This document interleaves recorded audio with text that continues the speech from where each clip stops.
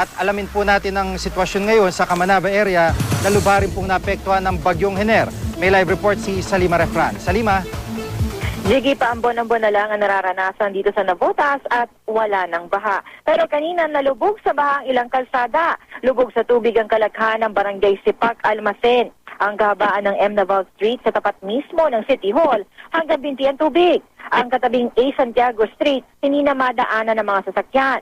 Hanggang tuhod na kasi ang baha. Tanging mga pedicab na kapuna-punang itinaas ang kaha para sa baha ang salamang nakararaan. Ang ilang tindahan nga, tinasok na ng tubig.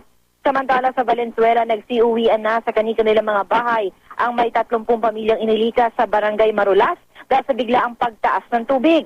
Umabot ng bewang ang taas ng tubig matapos ang malakas na pag-uulan, kaya napilita magpalikas ang lokal na pamalaan. Pero kanina ng alas 7 ng umaga, nagsimula ng humupa ang tubig. Jiggy? Maraming salamat, Salima Refran.